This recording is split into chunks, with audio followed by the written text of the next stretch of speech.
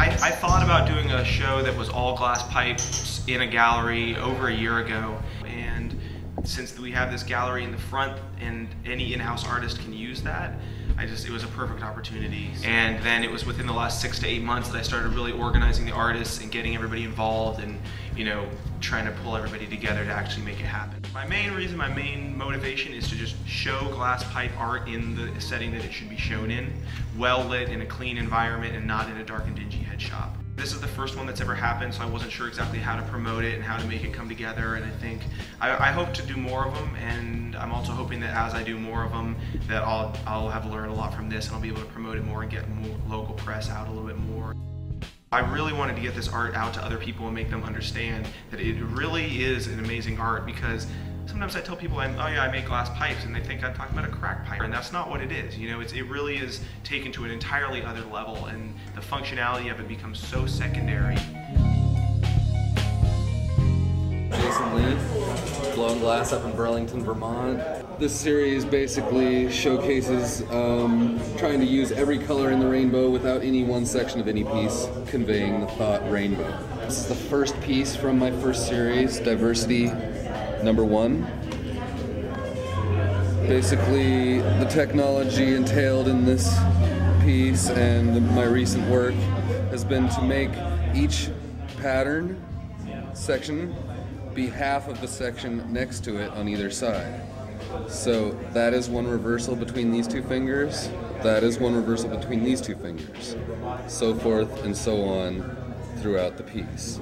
From that level, months and months later, it's getting to this level where many, many reversals are put together, reversed as one, sealed into the next, so that every pattern throughout the whole piece is interconnected.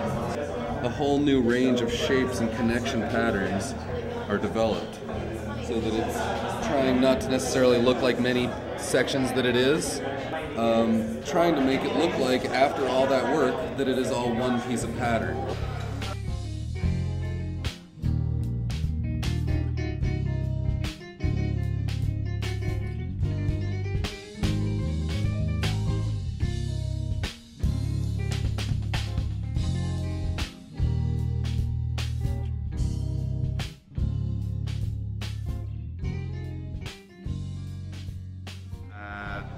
My glass blowing, I saw my work as marble slinger. I work in Vancouver, BC.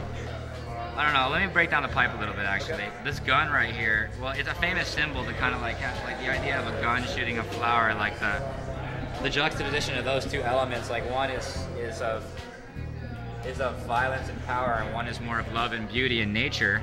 The whole piece itself is supposed to be a flag. If you look at the shape and the organicness, whether it's in the patterns or in the shape, like the middle stem part is supposed to be a ruffled up flowing flag. But this piece kind of takes the form of a pipe and sort of flips it around a little bit and kind of questions the form and tries to take its function away, so that you look at the form, you consider the form on other levels. And what I did was actually, I basically kind of in a sense made two sister mirror image type pipes and connected them essentially at where possibly the mouthpiece might be. There essentially is no mouthpiece. And instead of having one bowl, there's two bowls, and instead of having one carb, there's two carbs. It kind of questions like whether this piece is functional or not, what its intended uses are. Is it intended to be used, or is it intended as a sculpture?